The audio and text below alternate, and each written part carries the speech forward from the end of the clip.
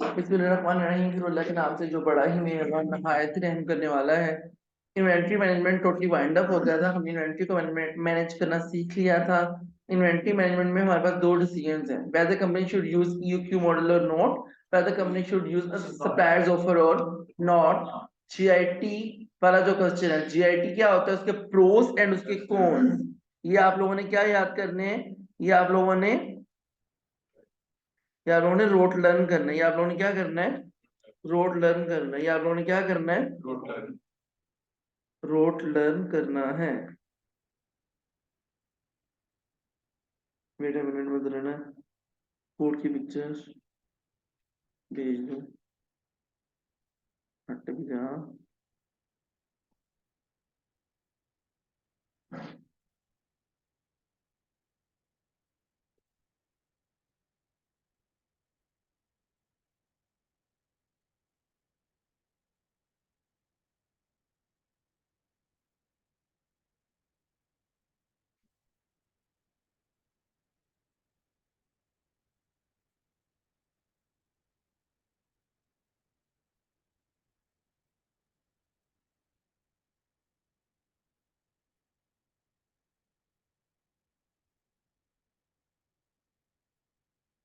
वो निकल गया दूर से, अच्छा।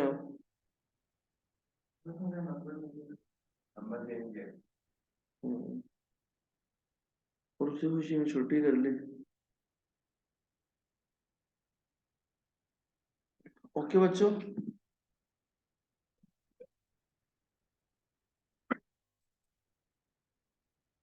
तो इन्वेंट्री मैनेजमेंट में दो जो चीजें हैं ना, वो आप लोगों को पेपर में आ सकती हैं।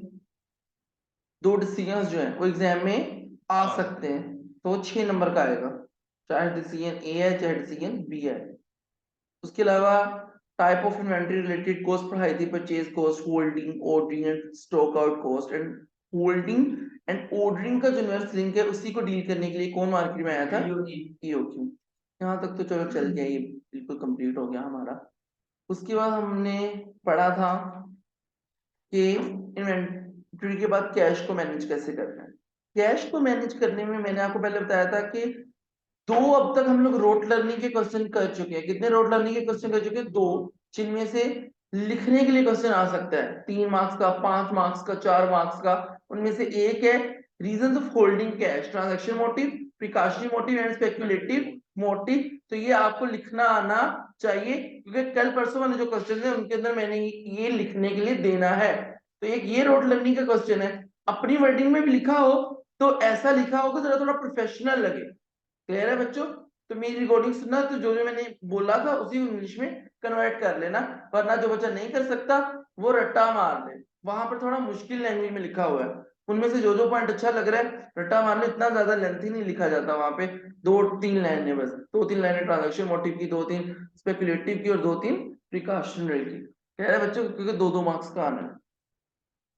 6 मार्क्स का यहाँ हो गया, 4 या 5 मार्क्स का जीआईटी हो गया, just in time inventory.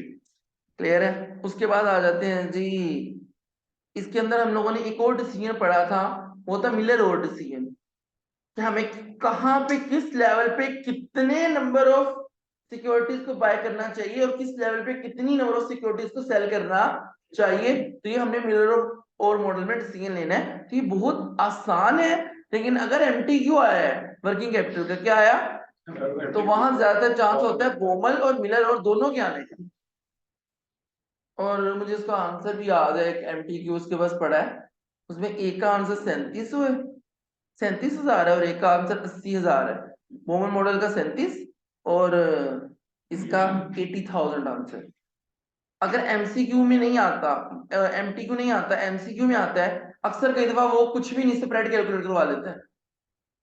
Last time return point calculate करवा लिया था, स्प्रेड उसका तीसरा हिस्सा प्लस लोअर लिमिट, तो क्या हो जाएगा, शाबाश, रिटर्न पॉइंट आ जाएगा।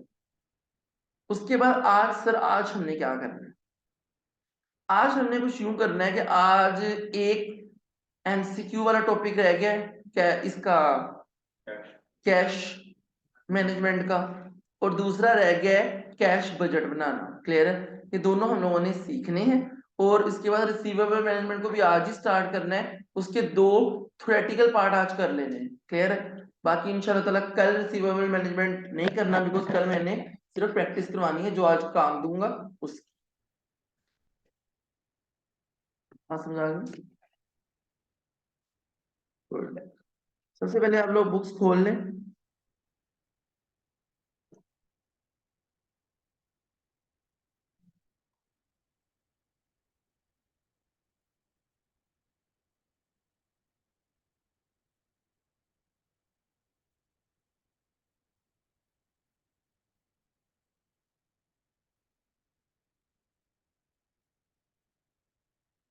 ट्रेजरी मैनेजमेंट,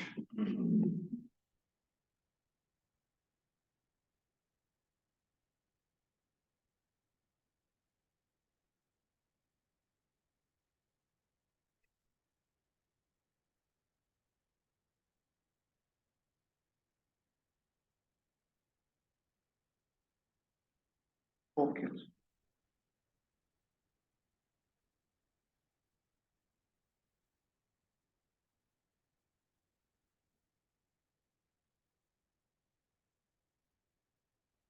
जब जब वर्ड कैश आता है, हम कैश मैनेजमेंट पढ़ रहे हैं, तो ऐसा कैसे हो सकता है कि हमें ट्रेजरी मैनेजमेंट ना पढ़ाई जाए? क्योंकि जैसे जैसे आपका लेवल ऑफ ऑर्गेनाइजेशन बढ़ती जाती है, आप एक मल्टीनेशनल लेवल पे, या आपका स्केल बढ़ता जाता है, आपकी बिजनेस का साइज बढ़ता जाता है, तो देयर इज अ नीड कि एक स्पेशलिस्ट डिपार्टमेंट हो जिसका काम हो कैश को मैनेज करना। तो वो जो ट्रेजरी डिपार्टमेंट, अच्छा मैं आपको बताता हूँ, असल में ना एक होता है फाइनेंस डिपार्टमेंट, क्या? जिसका काम होता है पैसे से लिंक्ड। उस फाइनेंस डिपार्टमेंट के अंडर आते हैं अकाउंट्स वाले भी, ट्रेजरी वाले भी, सब, क्लियर है। लेकिन याद रखना, बच्चे जो पेपर में सबसे ज्यादा गलती करते हैं, उनको लगता है कि ये फाइनेंस के हेड के नीचे आ रहा है, तो लोगों को इनवॉइसेस भेजना, रिसीव करना, ठीक है, कलेक्शन करना इनका काम नहीं है। कलेक्शन करना अकाउंट्स वालों का काम, अकाउंटेंट इनवॉइसेस भेजते हैं, समझ लगे? उनका काम है पैसे इकट्ठे करना। तो जब सरप्लस पैसा आ जाता है बिजनेस के पास, उसको हैंडल करना किसका काम है? ट्रेजरी वालों का। फाइनेंस तो फुल डिपार्टमेंट है ना, उसके अंदर अकाउंट्स वाले भी हैं और ट्रेजरी वाले भी हैं, समझ लगी? तो जो स्टीवन है ना, इसका काम है इनवॉइसेस भेजना, कलेक्शन करना। कलेक्ट हो गए पैसे, तो आहत ने देखना है कि इस पैसे को कहाँ लगाया जाए। याद रखना बच्चों, ट्रेजरी वाले इतना छापते हैं, इतना छापते हैं कि मतलब सोच से भी ज्यादा। मेरी सिस्टर है, उन्होंने एसीसी के बाद मिजान बैंक में जॉब की है, ट्रेजरी डिपार्टमेंट में। 12 सैलरीज का बोनस भी आया था, मतलब 2014 13 12 सैलरीज का बोनस आया था। तो इतना इतना पैसा इनको मिलता है, क्यों? सारे प्रॉफिट के आने की वजह ही कौन है? ट्रेजरी वाले। तो जब जब प्रॉफिट होता है, तो इन्हें profit sharing schemes, incentives, performance related bonuses. अच्छा, ये जो बोनस है ना, ये डिपेंड करता है आपके लेवल पे। किस पे? लेवल पे। अब एक सिक्योरिटी गार्ड है, जैसा कि मैंने कहा, ईद आ रही है आगे, सबको 5-5 हजार का बोनस दे दे, समझ लगी? सिक्योरिटी गार्ड को 5 हजार का बोनस मिलेगा, तो वो मोटिवेट हो जाएगा। It is motivating for security guard. पता लगे फाइनेंस डायरेक्टर को 5 हजार का नोट दिया जा रहा है, जिसकी 7 लाख सैलरी है, उसको वहां 5 हजार आटे में नमक के बराबर क्या करे वहां पे? तो इसीलिए बोनस, कमीशन, इंसेंटिव्स लेवल के हिसाब से दिए जाते। क्लियर है बच्चों? समझ लग गई? टीएस को मोटिवेट करना होता है, तो इंस्टीट्यूट वाले कुछ और तरह के इंसेंटिव्स देते हैं। मुझे क्या कहा जा सकता है, तुम्हारी क्लास का रिजल्ट अच्छा आया, या तुमसे फीडबैक में अगर तुम्हारा फीडबैक पॉजिटिव आया, तो तुम्हें 15,000 रुपया मिलेगा, ठीक है? ये मैं रियल एग्जाम्पल बता रहा हूँ। तो 15,000 रुपया मिलेगा। अब टीचर को बंदा कहते, सर को बंदा कहते आपको 15,000 रुपया मिलेगा, सर ने 15, मतलब यानी कि उस दिन की 4-4 5 लाख तनख्वाह में 15,000 से कोई फर्क नहीं पड़ता, वो मोटिवेट नहीं हो। तो ट्रेजरी वालों का काम क्या है? फॉरेन करेंसी सारी को डील करना किसका काम है? ट्रेजरी वालों का। तो जो लोग ट्रेजरी में रहे होते हैं, समझ लगी, वो ज्यादा लिंक्ड होते हैं with the foreign currency transaction, उस सबको मैनेज करना किनका काम है? ट्रेजरी वालों का।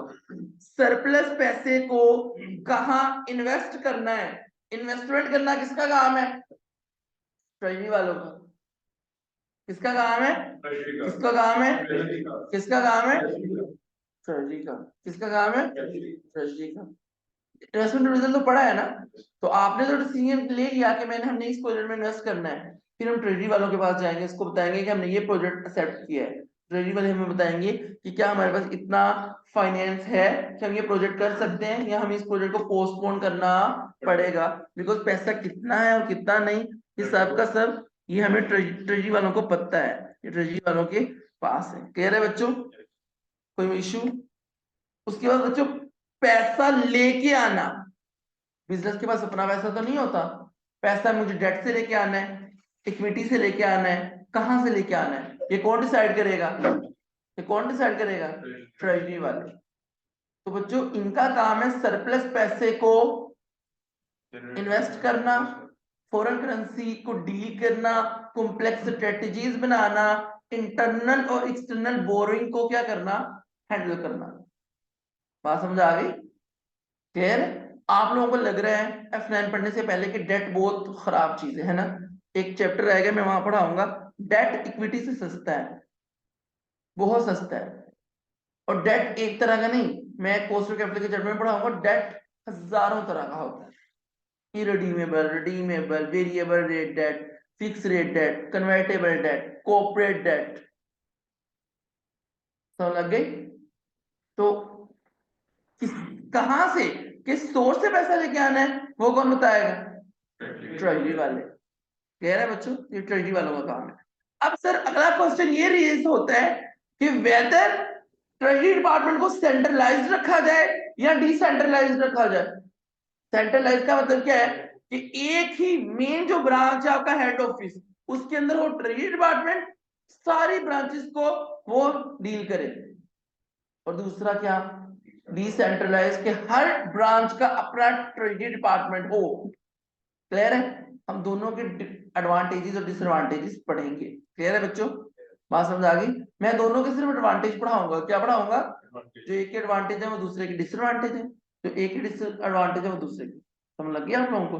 वाइस वर्सा आप लोगों ने खुद ही कर लिया। ओके, ट्रेजरी डिपार्टमेंट का फोकस पेपर में सवाल बार बार आता है बच्चों, कैश हैंडल करना है ना इसका काम, और कैश को क्या बोलते हैं? लिक्विडिटी।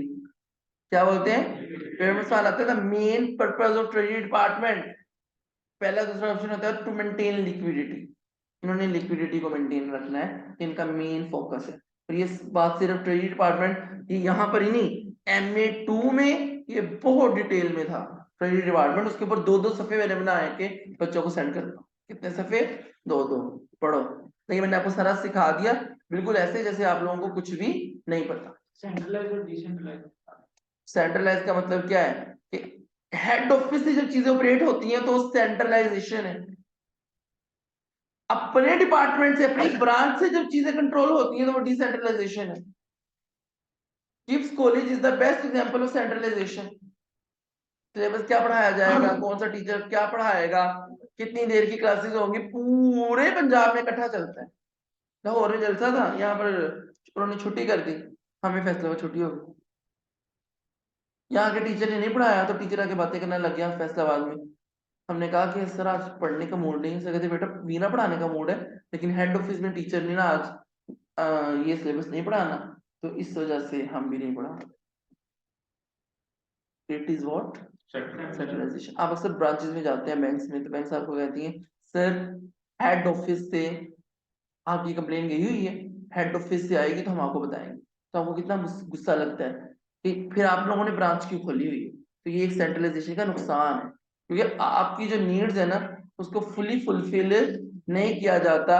हेड ऑफिस से कॉल का वेट किया जाता है कि हेड ऑफिस कॉल देगा तो हम लोगों ने करना है। तो इमरजेंसी सिचुएशन में आपके पास जब वो नहीं होती, ऑटोनॉमी नहीं होती कुछ करने की, तो फिर हेड ऑफिस से कॉल का वेट, कॉल मतलब ये नहीं कि फोन कॉल आएगा, मतलब कि कुछ भी आ सकता है, मेल फैक्स वगैरह, तो उनसे आपको करना पड़ता है। क्लियर है बच्चों? चलिए हम ट्रेजरी मैनेजमेंट कौन पढ़ेगा? मानी, ऊंची आवाज में जरा। क्यों, तुम्हें क्या है? क्या? चल पढ़। नहीं, ये मैंने जिसको कहना उसने पढ़ना है, आपकी रीडिंग अच्छी होती है। चलो। Treasury management can be identified defined as corporate handling of all financial matters.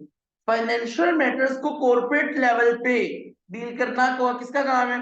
उन्होंने कॉर्पोरेट कह दिया। क्यों कह दिया? पता लगे आप लोग अपने घर के लिए भी एक फाइनेंस का बंदा हायर कर रहे हैं। नहीं, घरों में ना तो इतना कैश है, ठीक है, वो अम्मा जी ही हैंडल कर लेती है। क्लियर है बच्चों? तो वो होता है ना घर में तिजोरियां तिजोरियां तिजोरियां तो नहीं होती, पेटी में या ये वो जैसा भी जो भी घर में लोगों के वो है छुपाने की जगह पैसा, तो वहां पर जरूरत नहीं है। तो इसलिए उन्होंने क्या थी, कॉर्पोरेट बिजनेस लेवल में सारे फाइनेंशियल मैटर्स को डील कौन करता है? Treasury department. Next. The generation of external and internal funds for business. जी बच्चों, पैसा लेके आना, पैसे को अरेंज करना एक्सटर्नली और इंटरनली किसका काम है? Next. The management of currencies and cash flows. किसका काम है? The complex strategy. किसका काम है? Treasury department can be centralized or decentralized in an organization depending on its needs. Both have certain advantages associated with them. दोनों के अपने अपने एडवांटेजेस हैं, तो जो एक एडवांटेज है वो दूसरे के डिसएडवांटेज है। क्लियर है बच्चों? ओके। तो छोड़ा है वो है policies and procedures of corporate finance. Clear है बच्चों? इन्वेस्टमेंट वगैरह भी इनका काम है। सेंट्रलाइज के एडवांटेजेस हैं। एहतशाम कश्मीरी एक एक पढ़ो, फिर मैं उसको एक्सप्लेन करता हूँ।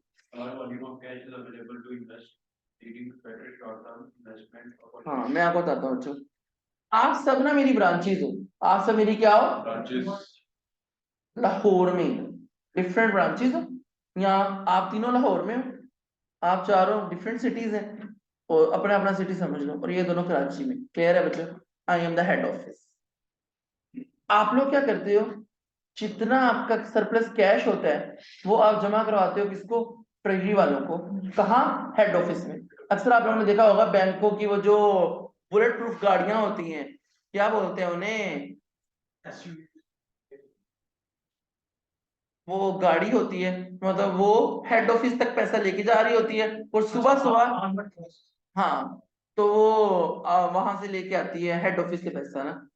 हाँ, तो इसीलिए। क्लियर है बच्चों? तो बच्चों ये देखो, आप सबके पास पैसा होगा थोड़ा थोड़ा, इसका ट्रेजरी डिपार्टमेंट जो है वो इन्वेस्टमेंट करने जाए तो इन्वेस्टमेंट छोटी मोटी इन्वेस्टमेंट कर सकता है ना, ज्यादा इन्वेस्टमेंट तो कर ही नहीं सकता, क्योंकि हर के एक पास थोड़ा थोड़ा पैसा है। आप सबने अपना सारा पैसा किसको जमा करवाया है? मुझे। अब मेरे पास लार्ज वॉल्यूम ऑफ कैश है, तो मैं ज्यादा बेहतर अच्छी इन्वेस्टमेंट कर सकता हूं, जिससे जल्दी क्या आएगा? रिटर्न आएगा। This is what, this is advantages of centralised treasury department. कर लोगे आप लोग? Next. Can be arranged in bulk at lower interest rate. ये बहुत इंपॉर्टेंट है। कैसे? अगर तो बल्क बाइंग जब आप करने जाते हैं, क्या करने जाते हैं, तो आपको थोड़ा इंटरेस्ट रेट सस्ता मिल जाता है ना। ये पैसा लेने गया, ये लेने गया, ये हो क्या रहा है? डिफरेंट, हर बंदे ने, इसने लोन पकड़ा, इसने इक्विटी, उसने रिडीमेबल, उसने रिडीमेबल, तो आप लोग ना क्या करोगे? काम खराब कर दोगे। क्या कर दोगे? लेकिन इसमें एक फायदा भी है और एक नुकसान भी है। तो आपको पता है हर चीज का एक प्रो होता है और एक कॉन। तो प्रो क्या है? प्रो ये है, फायदा एडवांटेज ये है कि बच्चों डाइवर्सिफाई हो जाएगा। क्या हो जाएगा? डाइवर्सिफिकेशन हो जाएगी। किसकी? डेट की। किसकी डाइवर्सिफिकेशन हो जाएगी? डेट की। अगर एक जगह नुकसान हो रहा है तो दूसरी जगह क्या होगा? फायदा। अगर एक इंटरेस्ट रेट बढ़ गया है तो दूसरी जगह क्या होगा? कम। लेकिन बच्चों इससे नुकसान क्या है? नुकसान ये है कि आपने ना चीजों को बड़ा कॉम्प्लेक्स कर दिया। हर बंदा डिफरेंट सोर्स से क्या लेके आ रहा है? पैसा लेके आ रहा है। तो बेहतर है कि आप हेड ऑफिस को जमा करवाएं, हेड ऑफिस बल्क में डिसाइड करे कि कहां से पैसा लेके आना है, और बल्क डिस्काउंट भी मिलेगा क्योंकि हम बल्क में पैसा लेके आ रहे हैं। आप सबको डिस्काउंट नहीं मिलेगा क्योंकि आपको अपने डिपार्टमेंट के लिए, अपनी ब्रांच के लिए थोड़ा थोड़ा पैसा चाहिए। तो जो बल्क में बाइंड करते हैं इंटरेस्टेड लोन, क्या इंटरेस्टेड लोन, पर ये हर सिचुएशन में नहीं होता। अगर आप इसका भी प्रो एंड कॉन देखें, जब आप ज्यादा बाइंग करते हैं, ज्यादा पैसे इन्वॉल्व होते हैं, तो रिस्क ज्यादा होता है, तो बैंक ज्यादा चार्ज करते हैं, ये भी हो सकता है। क्लियर है बच्चों? लेकिन कई जगहों पर जब आप ज्यादा पैसा, अब देखो ना, तो मतलब पैसा अरेंज करना है ना, आपने आईपीओ करवाया है, इसके अंदर सिर्फ डेट ही नहीं आ जाता, आपने शेयर इशू करने हैं। अरे 5 शेयर तो नहीं इशू करके बैठ जाओगे ना, करोड़ों रुपए आपने लगाया किसके लिए? शेयर इशू करने के लिए। अब होता है जब इंटरलूप ने अपने शेयर इशू किए थे, तो 5 बंदों की टीम थी फाइनेंस वालों की, उन्हें 25 करोड़ रुपया मिला था। 25 करोड़ का कॉन्ट्रैक्ट था उनका, दुबई के कंसल्टेंट्स थे, तो उन्होंने इंटरलूप का आईपीओ करवाया था। आईपीओ होता है पहली दफा मार्केट में हमने शेयर इशू करना। डाइवो का आईपीओ भी होने वाला था बट रुक गया। डाइवो जो है वो प्राइवेट लिमिटेड है, तो जिसका आईपीओ हो जाता है वो पब्लिक लिस्टेड बन जाती है। समझ गए? ये जितने भी आपके न्यूज चैनल है, हम टीवी है, जियो न्यूज है, जियो है, एंड एआई डिजिटल, ये सब पब्लिक लिमिटेड है, प्राइवेट नहीं रही है अभी। क्यों? इन सबके शेयर्स मिलते हैं मार्केट के अंदर। स्टॉक एक्सचेंज मार्केट में जाएंगे ना, तो इनके भी शेयर है, गवर्नमेंट के शेयर है, सबके शेयर है, ये सब पब्लिक लिस्टेड है। क्यों? ग्रोथ बहुत ज्यादा होती है, पैसा इकट्ठा करना बहुत आसान है। कैसे? कितने मर्जी नंबर ऑफ शेयर बेचो, पैसा ले। बात समझ आ गई आप लोगों को? तो पहले मैंने आपको क्या पढ़ाया था कि क्योंकि आपके पास लार्ज वॉल्यूम ऑफ कैश होता है हेड ऑफिस के पास, तो head office better investment option को चूज कर सकता है। लेकिन इसका नुकसान भी है बच्चों। अगर आप, हर डिपार्टमेंट अपनी अपनी इन्वेस्टमेंट करता है ना, तो अगर कहीं नुकसान है तो कहीं फायदा हो जाता है, और वो नेट ऑफ हो जाता है। बट कॉम्प्लेक्स हो जाना था। क्या हो जाना था? कॉम्प्लेक्स। कितने डिपार्टमेंट है? 4 5 6 7 8 9, 9 तरह की इन्वेस्टमेंट अपॉर्चुनिटीज। अल्लाह ही माफ करे, ट्रेजरी वालों ने वैसे ही हिल जाना था कि इतनी लोग इन्वेस्टमेंट्स को डील कैसे करें। तो ट्रेजरी वालों के पास लार्ज वॉल्यूम ऑफ कैश होते हैं, तो एक अपॉर्चुनिटी को अच्छी को चूज करते हैं। अच्छा मुझे सबसे ज्यादा फायदा पता है क्या है? आप लोग लाहौर में पढ़ने के लिए क्यों आए? आप लोग मुल्तान में भी जा सकते थे, तो मैं तो मुल्तान में रखा पास पढ़ता है ना तुम्हें? हाँ, लेकिन वहाँ पे सारा तुम्हें अब मेरा रोजा है क्या है? हाँ, क्लियर है बच्चों? समझ आ गई? आप लोग यहाँ क्यों आए? हाँ, तुम यहाँ क्यों आए? तुम मुल्तान क्यों नहीं गए? मकान में सर मुझ से नहीं मिलते थे, बरकत इधर है, बढ़िया साफ इधर, सारा कुछ इधर पड़ा है। हम क्या करना? अरे बुला कर आपको अल्लाह माफ करे। अच्छा बोलने बच्चों, का अच्छी बात है। क्योंकि हेड ऑफिस में ना एक्सपर्ट स्टाफ होता ये बात है, समझ लगी? आप इस्लामाबाद चले जाए, रावलपिंडी चले जाए, वहां के भी एसीसी के स्टूडेंट्स जो है वो हमसे राब्ता करते हैं। क्यों? लाहौर में ये पूरा जो गार्डन टाउन है, ये अकाउंटेंसी इंडस्ट्री है, हर बच्चा यहाँ पाया जाता है। हाँ, ये इस्लामाबाद से आया है। मेरे पास एक और स्टूडेंट है सिहाम रऊफ, वो इस्लामाबाद से आया है। फिर मेरी एक स्टूडेंट है मारिया, वो इस्लामाबाद से आई है। समझ रहे हो? दीज आर द अपॉर्चुनिटीज है ना, जिसको आप अवेल करते हो। तो हम हेड ऑफिस, आवाज ना आए, तो हेड ऑफिस के पास लार्ज वॉल्यूम ऑफ कैश होता है, तो वो बेटर अपॉर्चुनिटी को अवेल करते हैं और उसके अंदर इन्वेस्टमेंट करते हैं और उनको रिटर्न आता है। क्यों? वो ज्यादा अच्छा सोच सकते हैं, वो ज्यादा एक्सपर्ट स्टाफ है। नंबर 2, बल्क बाइंग से इंटरेस्ट रेट क्या हो जाता है? कम हो जाता है। नंबर 3, पढ़ो, तीसरा को तुम आ जाएंगे। Foreign exchange risk management will be improved through matching foreign currency income earned by one subsidiary with expenditure in the same currency by another subsidiary. यार देखो जरा, ना तो आपका मैचिंग कॉन्सेप्ट का पता है, ना ही आपको फॉरेन करेंसी के बारे में कोई इंफॉर्मेशन है। तो जब आप फॉरेन करेंसी रिस्क मैनेजमेंट का चैप्टर पढ़ेंगे ना, तो ये आपको क्लियर हो जाएगा पॉइंट। अभी ये पॉइंट ये है, मैं आपको थोड़ा सा एक्सप्लेन कर देता हूँ, अभी आपको इतना समझ नहीं आएगा। मैचिंग कॉन्सेप्ट वाले कहते हैं, ये देखो, मुझे ना दुबई से मेरी इंटरनेशनल ट्रांजेक्शन होती है ना, दुबई से ना मेरी एक्सपोर्ट भी है और इम्पोर्ट भी है।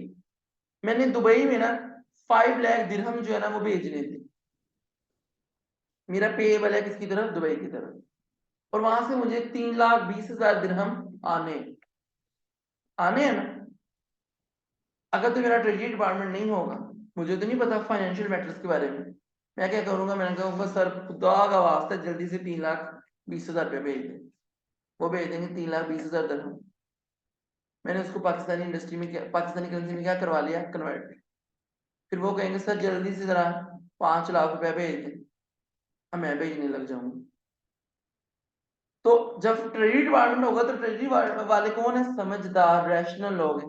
वो कहेंगे भाई ना आप हमें पैसा भेजो ना हम आपको पैसा भेजेंगे, 3,20,000 क्या हो गया, नेट ऑफ 1,80,000 रुपये सिर्फ हम भेजेंगे और हमारी क्या हो जाएगी, सेटलमेंट डेट इज मैचिंग। क्यों, 2 दफा एक्सचेंज रेट की हिट पड़ेगी। कितनी दफा, एक दफा खरीद के दरहम बाहर भेजने पड़ेंगे 5 लाख दरहम, तो पर एक दरहम के बदले 3 की भी हिट पड़ गई, 3 दरहम की, तो 5 लाख के पीछे कितना पड़ेगा, बहुत ज्यादा।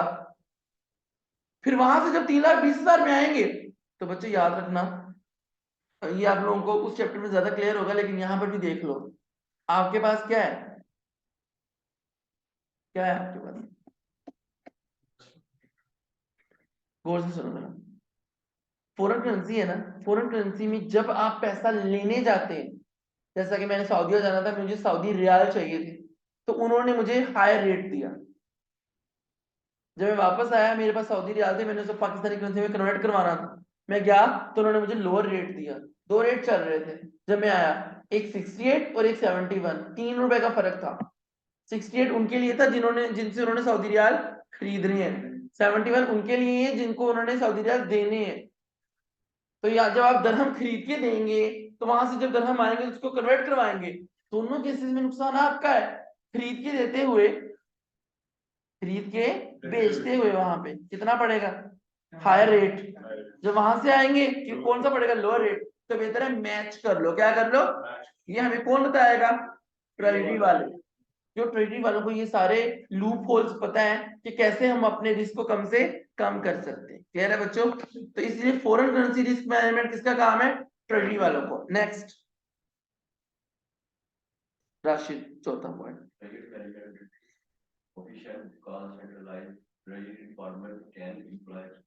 जी बच्चों, एक्सपर्ट्स बैठे होते हैं कहाँ, हेड ऑफिस के अंदर। बात समझ आ गई, ओके नेक्स्ट।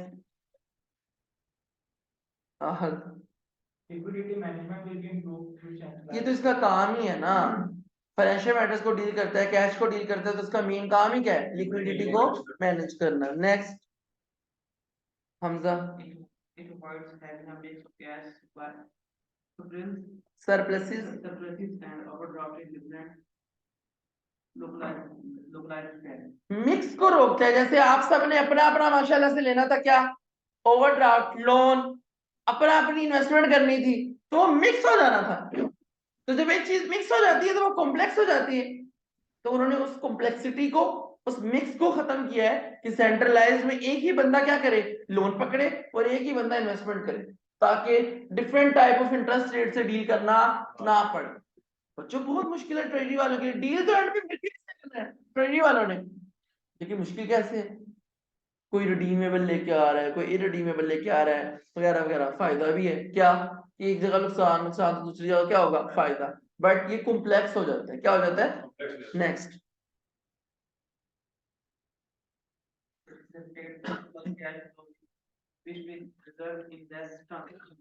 अभी मैं क्या कह रहा था, ट्रांजैक्शन कोस्ट को कम लेके आना है। 2 दिन हमने यही पढ़ा ना, मोबाइल मॉडल में भी और मिलर और में भी। ट्रांजैक्शन कोस्ट किसे बोलते हैं, बार बार जाके ट्रांजैक्शन करना।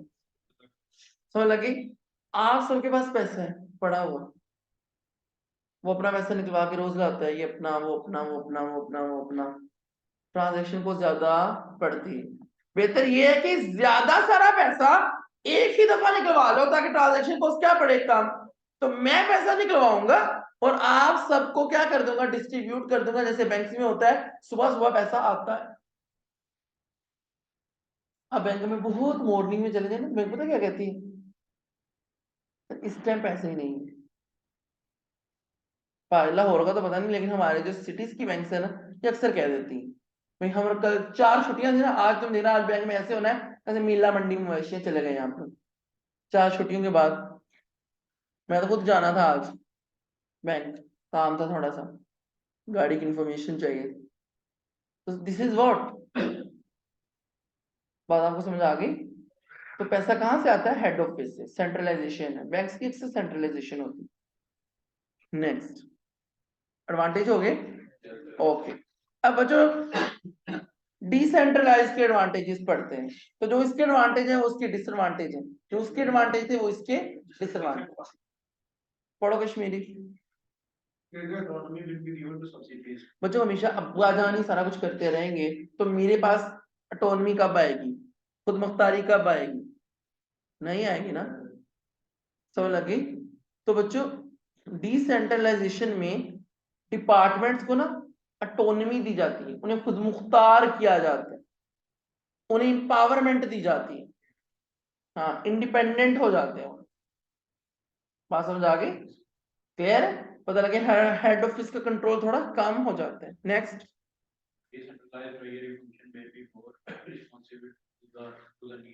यस यस यस, मैं क्या हूं उनका सर, हेड ऑफिस वेट हो रहा है जी। भाई जो लोकल डिपार्टमेंट है वो अपने बंदे की नीड समझने के लिए ज्यादा वो है as compare to the central. PCC का क्या मसला है, क्या मसला है पीसीसी का, 7-7 महीने अगर इनका कोई केस चल पड़े ना चीटिंग का या कुछ और, 7-7 महीने लगा देते हैं उसका रिस्पॉन्ड करते हुए। कितने कितने महीने, कितने कितने महीने, कितने कितने, क्यों, लोकल ऑफिस चले जाए ना तो कहते सर हमें तो बस ब्राय नाम बैठाया गया है, हमारे पास कोई अथॉरिटी नहीं है, तो we have to wait for the UK call. जिन जिन कंट्रीज में एसीसी है उनके डिपार्टमेंट्स को अगर इंपावरमेंट दी जाए तो अपने कंट्री की वो जो केसेस हैं उनको सॉल्व करें।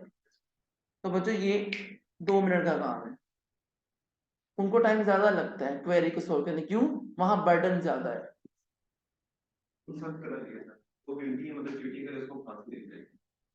हाँ जी,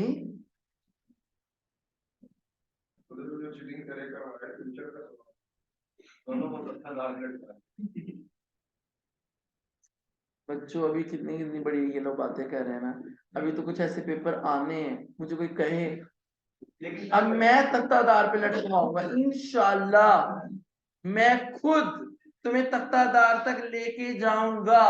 लेकिन गुडला के ऐसा कोई लॉ नहीं है आपको नहीं तुम्हें होना चाहिए, कैसे कहा, इन लोगों को ना, मैं सही बात हूँ, हर बच्चे को ना यहाँ पक्की पकाई ना दाल मिल जाती है, मेजोरिटी ना, मतलब शुरू शुरू में बच्चों को यही। आपको बात समझ आ गई इस बात की क्या नहीं है बात समझ, हाँ। तो this is the advantage number 3, source of finance will be diversified, diversification हो जाती है बिकॉज हर बंदा डिफरेंट सोर्स से पैसे लेके आ रहा है, तो कहीं फायदा तो कहीं नुकसान, कहीं फायदा तो कहीं नुकसान। बात समझ आ गई। सो दिस इज, तो इसमें से ना क्वेश्चन आ जाता होता है प्रैक्टिकल अक्सर ही, which two of the following are advantages of decentralization या which two of the following are disadvantage वगैरह वगैरह, तो वो आप लोगों ने कर लेना है।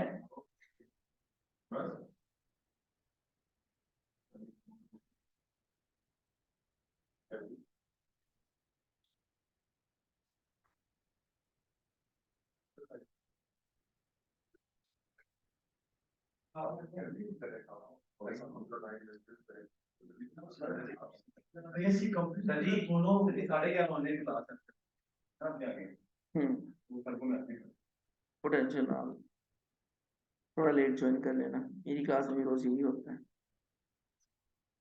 This is the table of cash flow forecast. This is the table of cash flow forecast. This is the table of cash flow forecast. This is the table of cash flow forecast. This is the table of cash flow forecast. बच्चों ये देखो जरा, hello, paper में इसकी इसमें से theory भी आ जाती है, अदरवाइज कैलकुलेशन के लिए यही पार्ट आता है, कैलकुलेशन के लिए यही पार्ट आता है। तो ये पार्ट है क्या, मसला पता क्या है, उन लोगों की क्लास है इसलिए मैं आज आपको ये नहीं पढ़ा रहा, कह रहे कल मैं इसको पढ़ाऊंगा और इसकी प्रैक्टिस भी कल साथ ही करवा दूंगा, क्लियर है बच्चों। अभी आप लोग जरा ना जो काम है ना वो आज का जरा नोट करें कि काम क्या है। मैं जरा किट जो है ना वो ओपन कर लूं।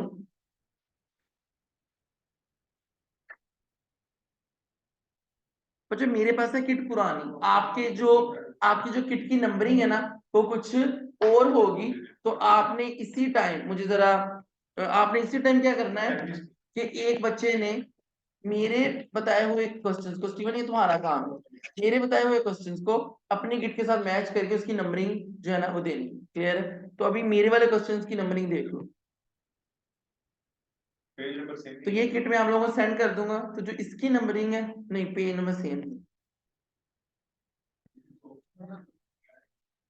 तो जिसके पास नहीं है वो सॉफ्ट कॉपी से भी कर सकता है, लेकिन किट तो बच्चों कम से कम एक ले लो ना। क्या कैप्लन बीबीबी की किट तो मैंने लगवाई नहीं है। एक नोट्स, एक कैप्लन की किट और साथ में पास पेपर, सॉरी पास पेपर नहीं, बीबीबी के एमसीक्यू।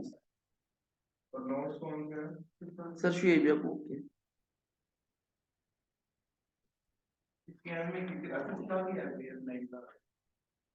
असद इजाज। क्या? शाह नहीं लगा। नहीं, असद इजाज जो फैसलाबाद वाली ब्रांच है ना उसका हेड था। जिस पर शुएब याकूब ने स्कैंस छोड़ा तो बैग चले गए, तो फिर असद इजाज को बुलाया गया। इधर जी, बहुत ही ज्यादा फजूल है। 13 और ये छपड़ा से हालांकि F9 का रिजल्ट बहुत अच्छा आना चाहिए, लेकिन लास्ट टाइम भी स्कैन का रिजल्ट 40-41 था। क्या? एक अतीक रियाज से पढ़ लो, वो ज्यादा बेहतर है। अतीक रियाज। एक पेज का क्या? एक पेज का वो 12 एक 13 ओके बच्चों देखो जरा। हमने तो आपका बताया था उसको टोबा की ब्रांच में पहले हेड ऑफिस थे। चलो बुला रहे टोबा की ब्रांच में मैं हेड ऑफिस था।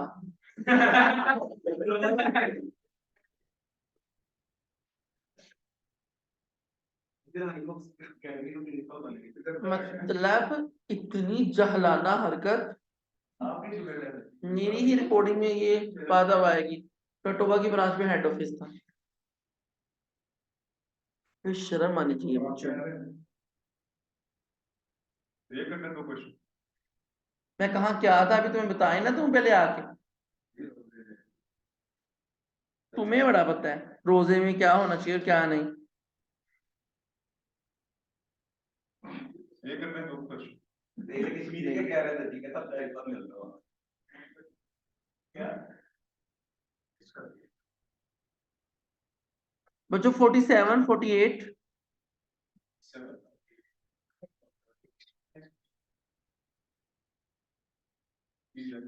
और 54 तो इसकी नंबरिंग तुम लोगों ने ग्रुप में सेंड करनी है।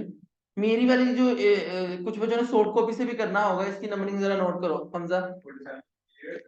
47, 48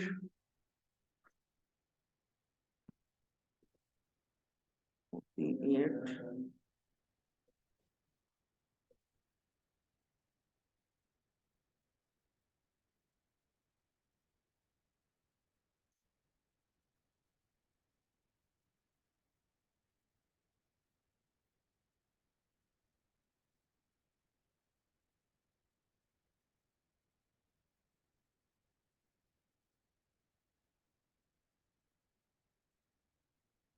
60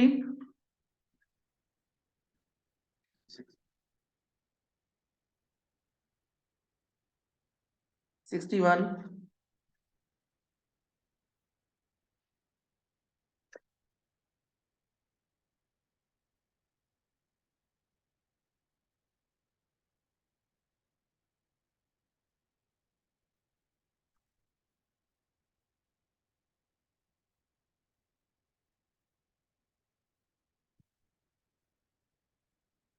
65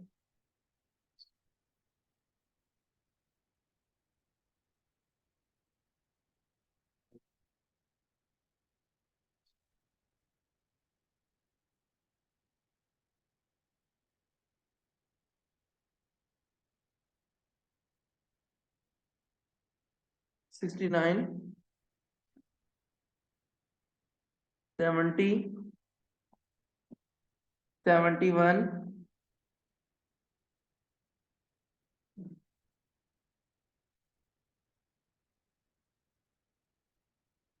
हो गए, आप लोगों ने आइडेंटिफाई कर लिए। ओके बच्चों, तो कितने एमसीक्यूज बने जरा गिनना। 8।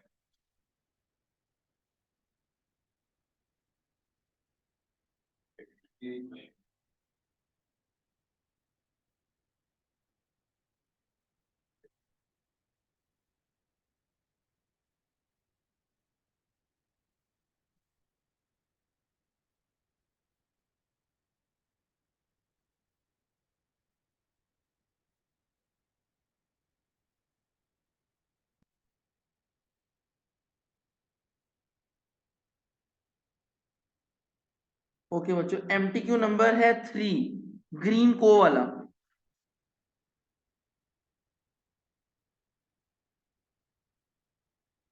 आप सब बच्चों रोजे की हालत में हो, खासतौर पे आहत तुम सुन लो। ये क्वेश्चन जो है ना, इसको पीछे से आंसर नहीं देखना, मैंने कल डिस्कस करवाने। ये क्यूबी की तरह नहीं है कि 600 एमसीक्यूज है। इन्वेस्टमेंट अप्रेजल में वर्किंग कैपिटल में 8 आपको करवा दिए, 10 हो रहे हैं, 18 है,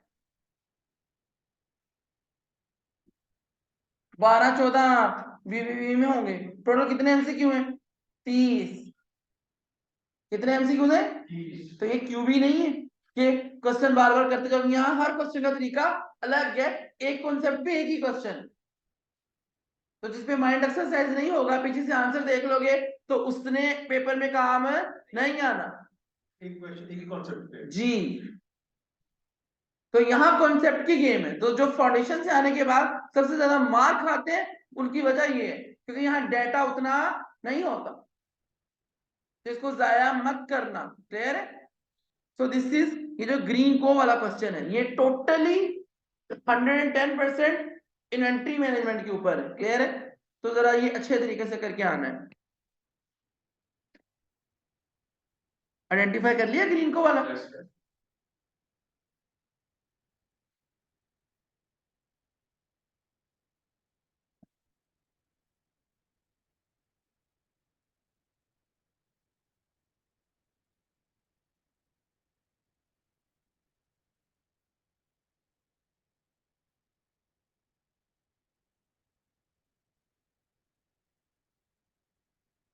क्वेश्चन नंबर आ जाओ जरा 6 पे।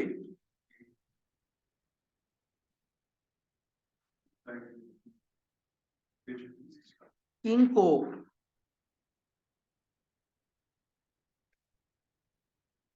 बदतमीजी नहीं करनी, किंग को है बेटा।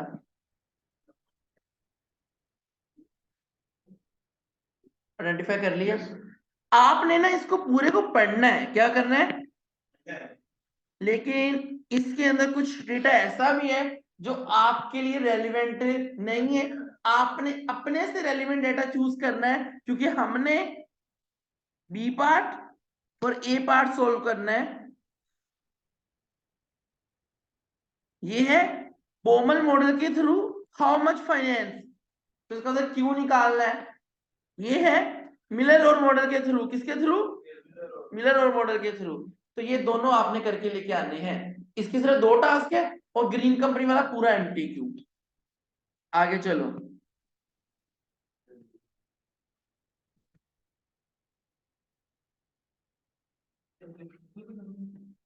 अल्लाह मुआफ करे, एक्सेल पे नहीं करनी।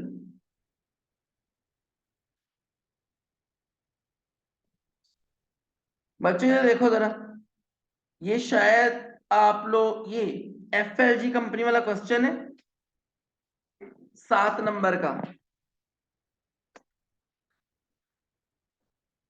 1 और 2 और याद रखना, जो बच्चा नहीं करके आएगा वो, मैंने वेट ही नहीं करना कि वो आया है या नहीं, फिर उसका एक ही पेपर आ जाएगा एग्जाम। F9 की क्लास में नहीं हो रहेगा, कोशिश नहीं। क्या करना है, क्या मतलब, होने चाहिए। अब तक इतने क्वेश्चन कर लिए एक्सेल पे। क्यों मैंने करवाया नहीं?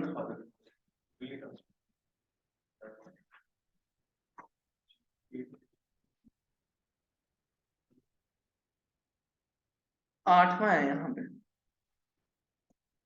क्या? इट भेज दो।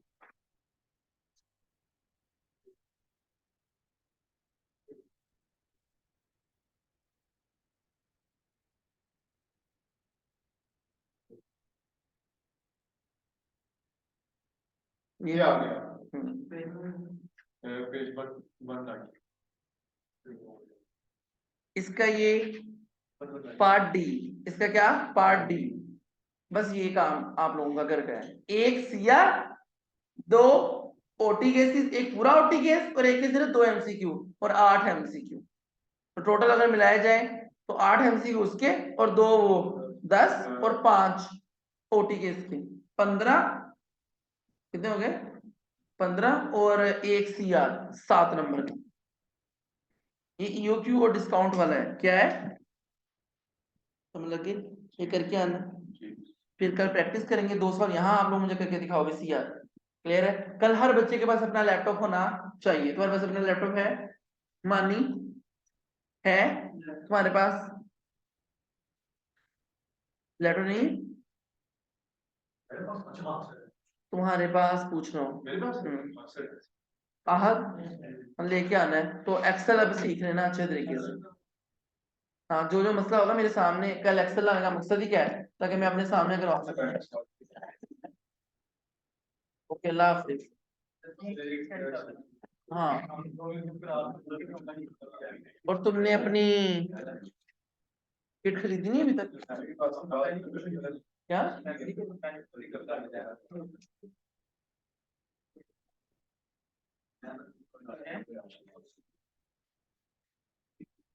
ये भी छाड़ दो।